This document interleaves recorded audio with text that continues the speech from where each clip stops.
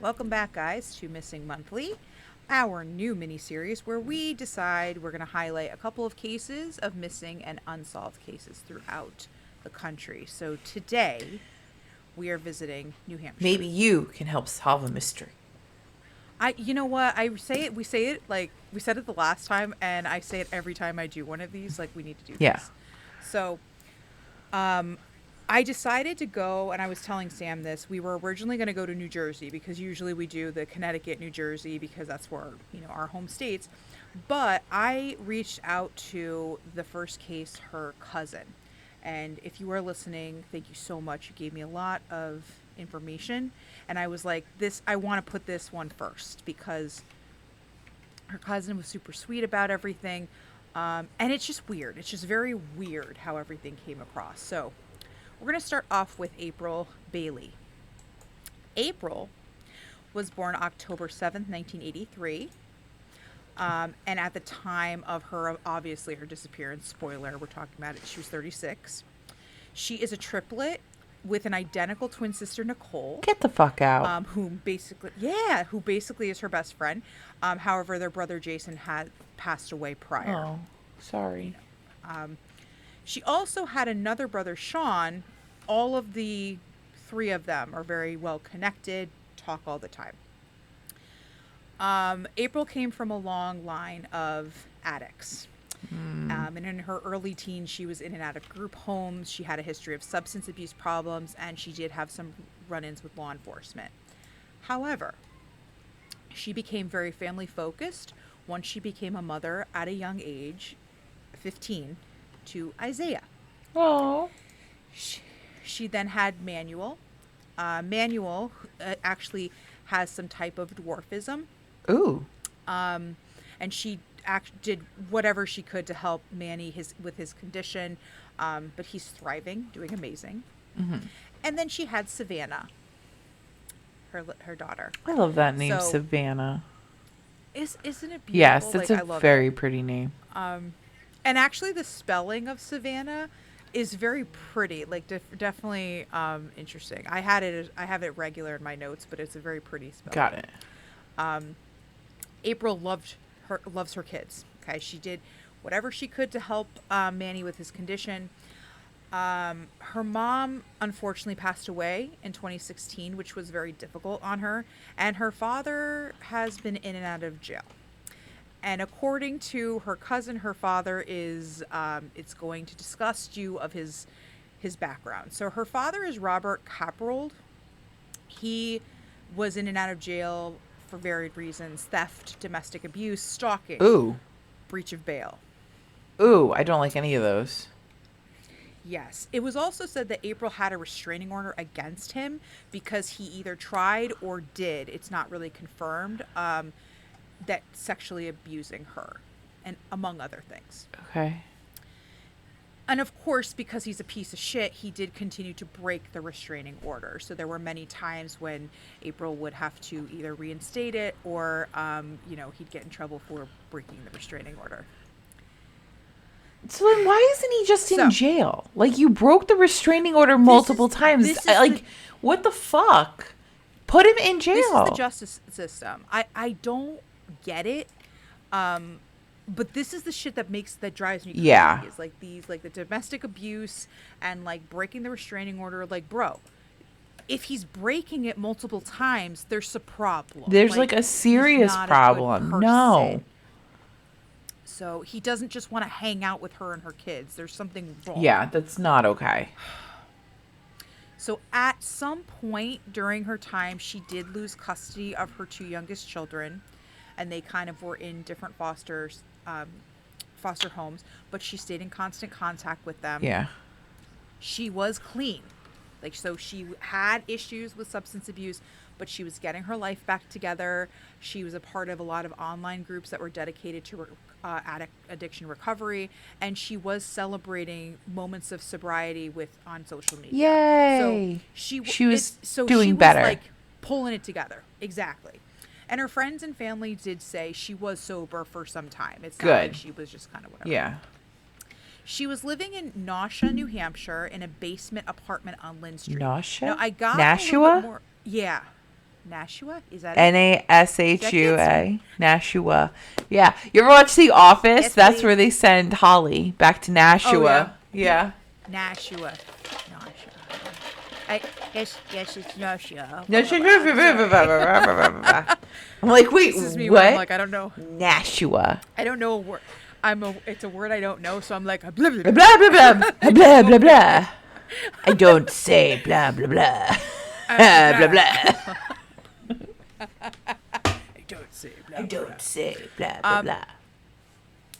So this isn't really an apartment. It was more like a basement of a house. So it's kind of like the basement wasn't connected to the house. It had like its own So entrance. they rented out.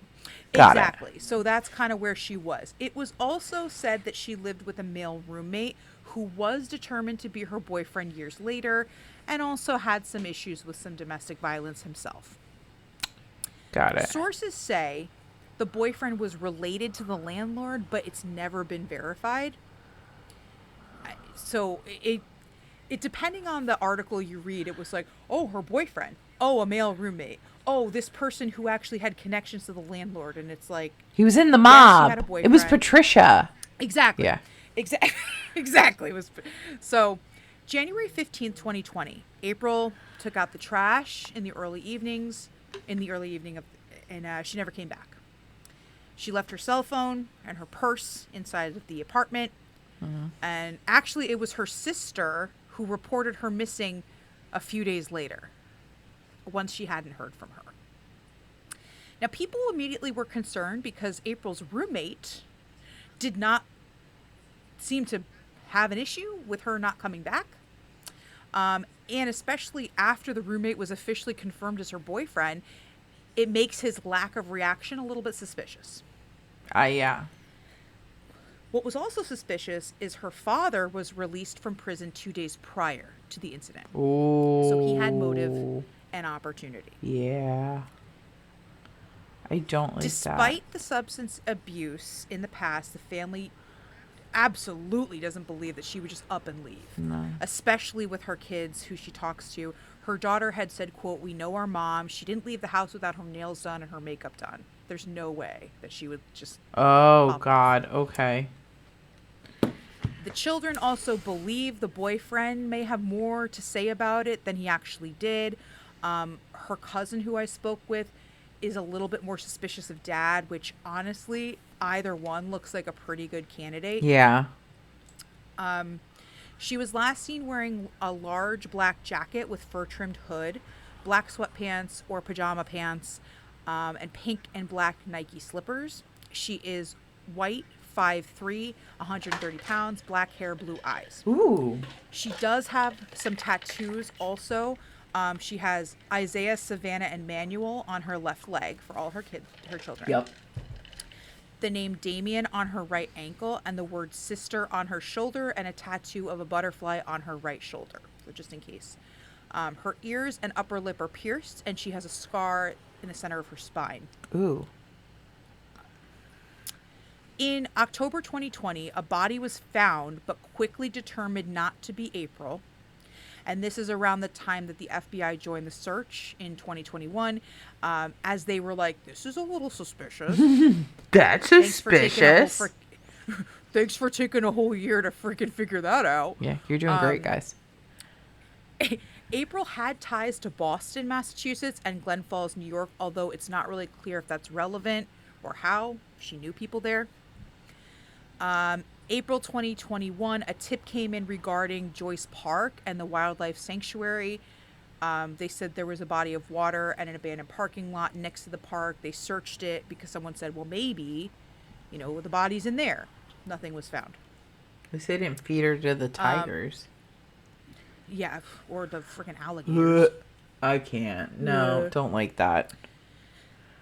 So the police have said as of 2023, they are still acting on tips and they use resources to help find April.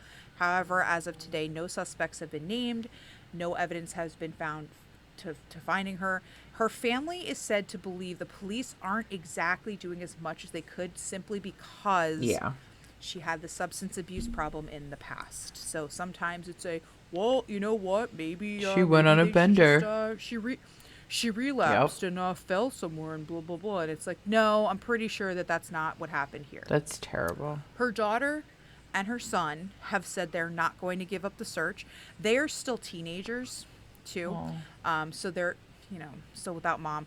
So Manny had said, quote, "Not having my mom has been the worst feeling I've ever felt. I will never give up the search. I will never give up the search until I find remains, until we get a call from a detective that says, hey, we found her. I will not stop wishing for my mom to come home." So, oh my God, my heart. The family's still.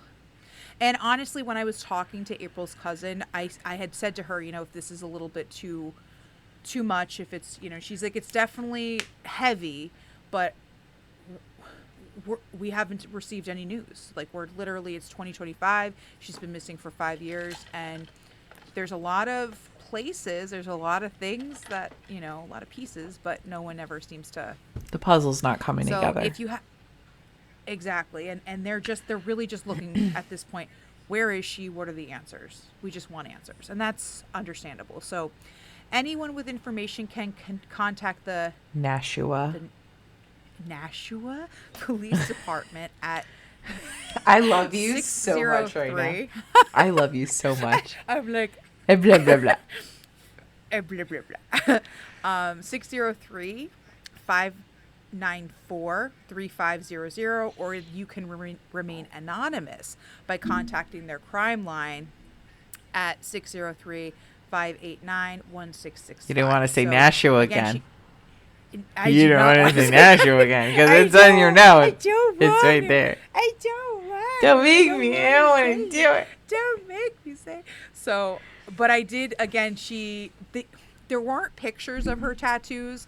The next case had pictures of his tattoos, so that's why I put them up on our blog for people just in case they any distinguishing marks. But yeah, let's take a look.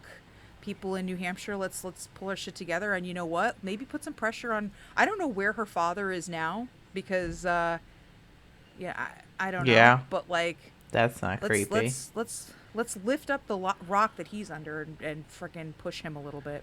I'm not saying to do anything illegal. No. I'm just saying I want these kids to have their mom back. This family deserves to have their mom back. Yes. Okay, so this is the part of the episode where I cold read a case that Jen has researched. It's not going to be as bad as the last time where it's like, oh, and bodies were found. And Sam's like, the hell? Yeah, that one hit me hard. So I'm reading this for the first time. And we all get to experience this together. So you all get to experience my shock and horror. And then I will tell you 17 times, this is why I do the paranormal and not the true crime. Okay, so here we go. We're talking about Michael McClain. Like McClain from Die Hard? John McClain? What's his name? No, McCain? What's his name? No, Edwin McCain is the guy who sings that song. Sorry. Okay. It's not the same person. It's not the right person. I know that. Okay. So. It's okay. Yeah, his name's McClain. Okay. Michael was born in 1990 to Paula Judkins and Edwin McClain. He grew up in Stamford, CT. Oh, that's where you live. And graduated from high school around 2012. Michael moved to New Hampshire to attend Hesser. Where'd it go? Hesser College in Manchester. He graduated with a degree in criminal justice, good job, and remained in New Hampshire where he lived with a roommate in an apartment. He was working for the Manchester Easter Seals. Oh, I like them. So the Easter Seals is an organization that works to give essential needs to children and adults with disabilities, older adults, veterans, and their families. I do like the Easter Seals. I didn't know what it was, so that's the reason why I put in there just in case, because I was like, oh, okay, I've never... I thought it was mostly veteran work, but yeah. So Michael worked mostly with autistic children. Oh, that's so nice. Which many reported came as second nature to him, and he was well loved by all the kids. Oh, another millennial not using their degree. I'm so proud of him. Right? I'm so proud of him. So proud. At least he went and did good things. You know, it's not like, I got a history degree and went into sales, because that made sense. Okay, so April 21st of 2019, Michael drove up to Nashua to hang out with friends and to go to Tropical Lounge. Ayo! I bet they had little tiki huts on the walls that you could sit in, and they had drinks and fish bowls. How cool would that be? With little gummy fish in them and lots of rum. Oh my God. Gummy fish.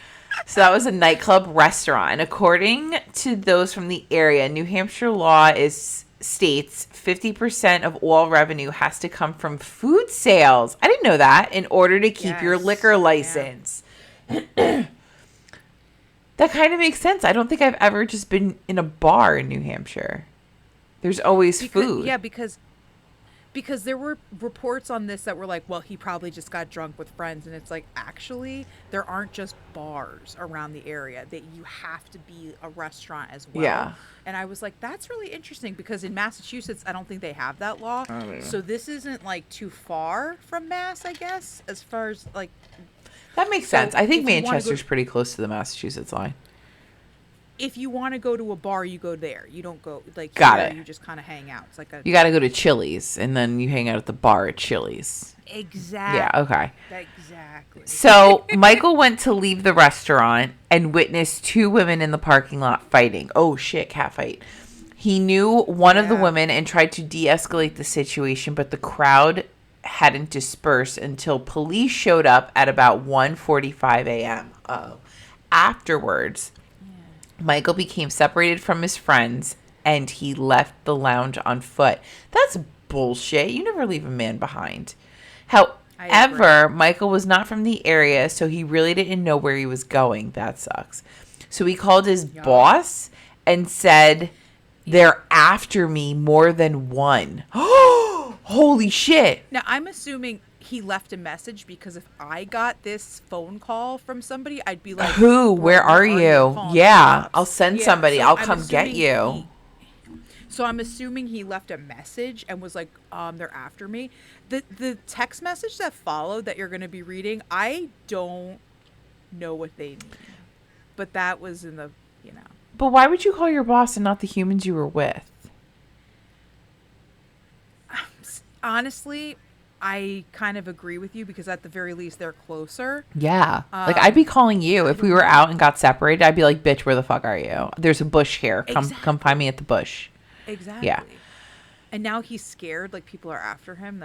Yeah, so he sent 3 texts to a neighbor, not the human, saying not the humans he was saying, with. quote, "Help LOL hour," in all caps. Then next he sent "What stood aloof," and finally "Eldridge bro," indicating he was closer to Eldridge Street by the lounge.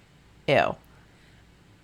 I'm not a fan. Okay, he was last seen on surveillance cameras at a McDonald's restaurant at 2 a.m.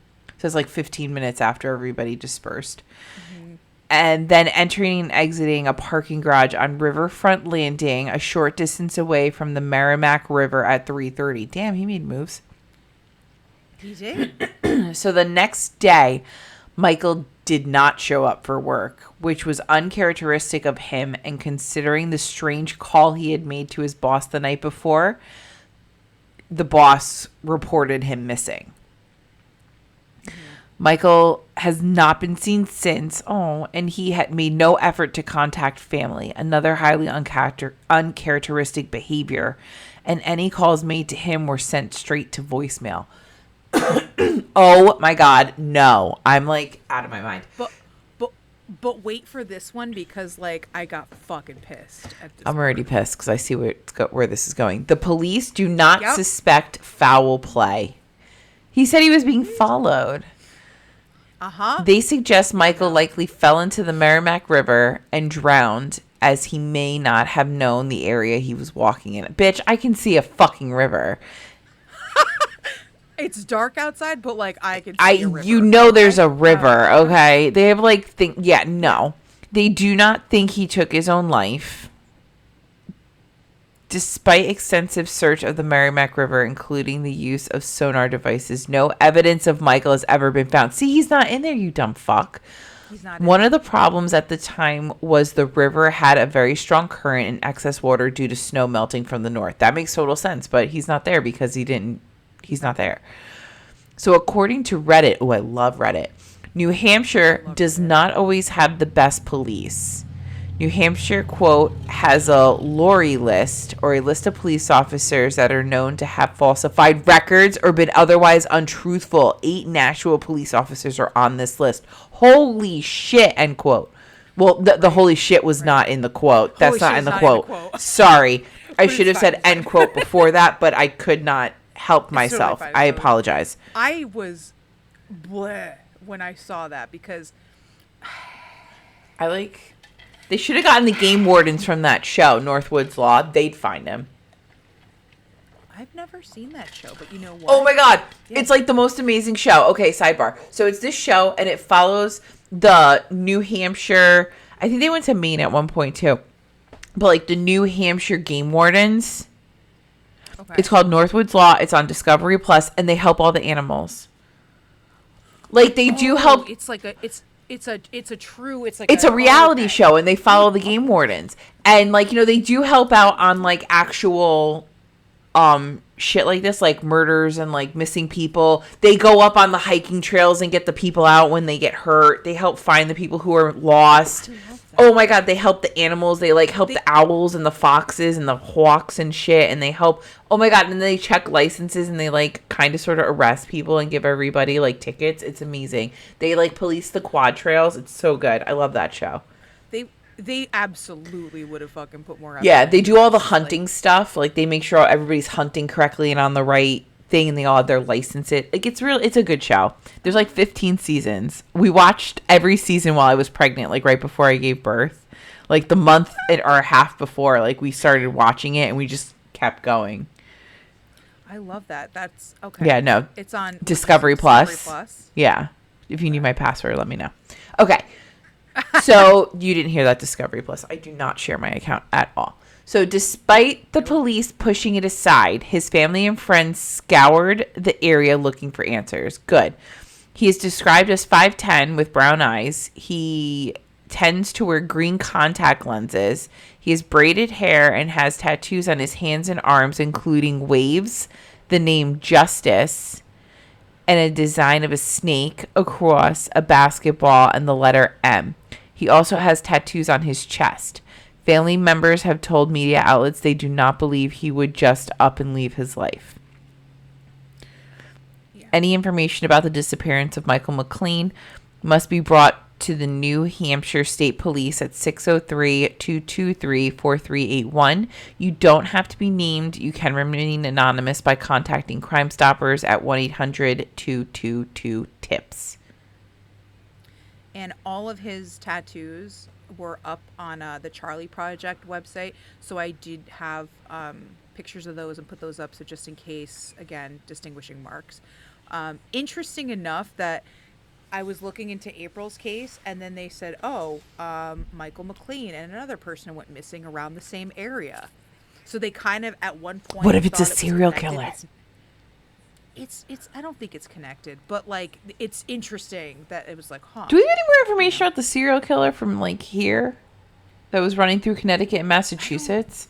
I haven't heard about it in a while, but you know, there's a lot of other horrible things happening in the world, so that's probably fair. Why they, fair. You know, the serial killer let the women get murdered while everything else is going on. It's fine. We can go fuck ourselves. There's the corner. Well, thank you again for coming and listening to Missing Monthly. Again, this is New Hampshire, so New Hampshire peeps, do you know anything? If you know anybody who might know anything, it's been a while. It's been 6 years for Michael and 5 for April, but again, just looking to solve a damn mystery. Yes. Okay, so thank you for joining us. We hope you enjoyed this episode. Make sure that you are following us on all of our social media, Facebook, Instagram. There is a TikTok. I really don't post on there. I really should, though. Make sure that you are... Oh, that's what I didn't say on the last one. Rate, review, subscribe, hit the bell on YouTube. Make sure you're commenting, sharing, and just talking to us, liking all of our stuff on social media. We love to hear from you. If you're all caught up and want more information and want more content, make sure you go to our website, deathbeforebooze.com, and join our Patreon. you don't have to join. We really just appreciate your support via Facebook and all that, because we know the economy is shit. If you do want to buy merch, again, you don't have to, but our website for our merch is there. And then you can see all of our sources and pictures and everything else on our blog that is on our website, www.deathbeforebooze.com. Also, feel free to email us anything. If there's a special case you want us to do for this, if you have a missing person that you want us to put a spotlight on, feel free to email us at deathbeforebooze.com. Just make sure you put in the subject line missing monthly. Thanks. Yes. Thanks, guys. See you next time. Bye. Stay spooky.